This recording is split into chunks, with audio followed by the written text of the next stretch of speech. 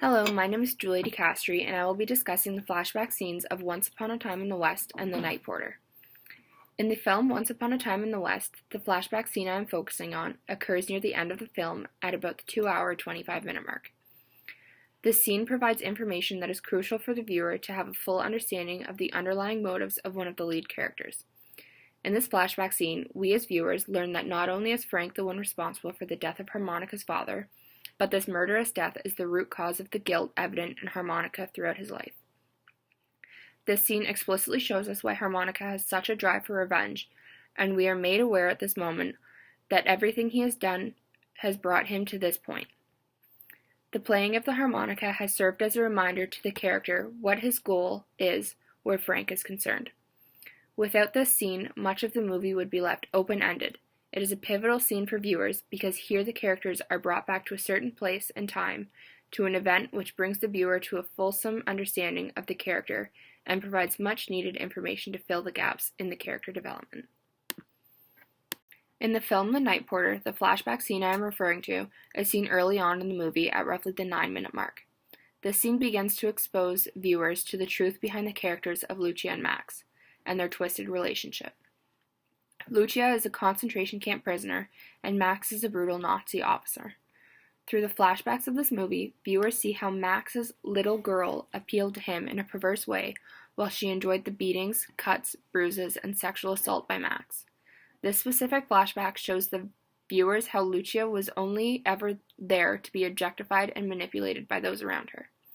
The flashbacks of this film suggest to viewers that Lucia survived the concentration camps by being overpowered and objectified by Max, becoming a play toy for his own pleasure. In this specific flashback, we as viewers can clearly see that Lucia never really escaped or even completely survived the nightmare that was the life in the concentration camp. In her mind, she is still trapped in that time and place to be used as an object by those around her. Both the scene at the end of Once Upon a Time in the West and the beginning of The Night Porter help us to interpret the characters and understanding their motives and relationships. In Once Upon a Time in the West, the major theme of the story is revenge, and without the flashback scene, there would be no complete understanding of the vengeance or why Harmonica felt compelled to serve this final punishment on Frank. In The Night Porter, the flashback scene is especially important because it serves to introduce the viewer to the theme of sadistic relationships and the twisted perception of what love is. The scene sets the tone for the tormented characters by one by abuse and the other, hopefully, by guilt. In the film Once Upon a Time in the West, the setting is typical of a spaghetti western. This flashback scene is set to be in the middle of a desert with no other witnesses than those of Harmonica and Frank and his men. The camera slowly and dramatically zooms into the eyes of Harmonica in the current setting and then quickly turns to a shot where it is almost like we are seeing Frank through the eyes of Harmonica. Once again, the camera turns back to Harmonica in the current setting and pans even closer into his eyes. We see Frank through Harmonica's eyes once again as Frank says, "Keep your lovin' brother happy," and stuffs the harmonica in the mouth of young Harmonica as he stands with his father's life resting on his shoulders. In an article I read by The Atlantic, it was said that, begin quote, "Leone's usual effects are all on display in the film, if anything, more pronounced than before. The close-ups are closer, the silences are longer, the compositions, with characters in foreground, background, and sometimes midground, are more striking." In The Night Porter, it is very obvious that the scene flashes back and forth between what is the current setting of Lucia sitting on the bathroom floor and her former innocent self. We see Lucia both before she was forced into a concentration camp and while she is being analyzed by Nazis and recorded being exploited for pleasure. The use of the massive swings suggests to viewers that Lucia is trapped and her life is in the hands of others, as it is seen through the film.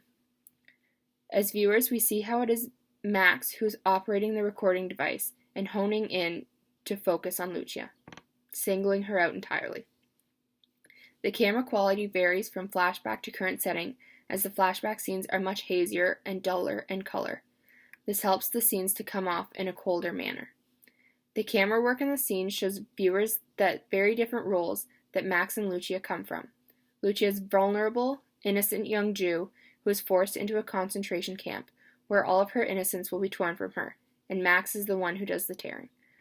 We see it as Max who uses his power over Lucia and exploits her by filming her while she's in the concentration camp. In both flashback scenes, there is limited dialogue between characters, which proves to be beneficial because of the intensity or lack thereof of diegetic sounds. In The Night Porter, most sound in the flashback scene is diegetic sounds, whereas in Once Upon a Time in the West, most of the sounds heard are extra-diegetic.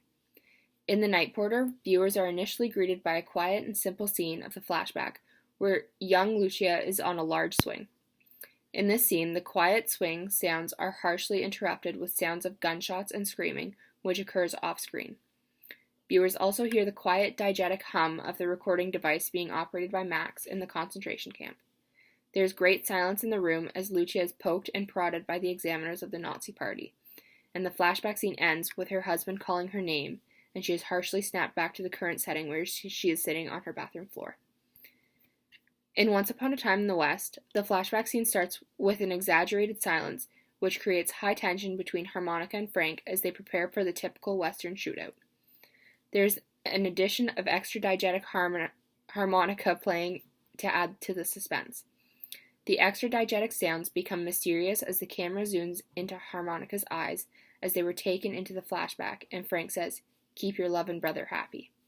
Then the music intensifies as viewers learn why Harmonica has such a strong vengeance for Frank. The music intensifies farther as viewers see Harmonica struggle to support his father on his shoulders. As the flashback scene comes to an end, the extra diegetic music weans off until bells are heard when young Harmonica hits the ground and viewers are left knowing his father was hanged. Thank you.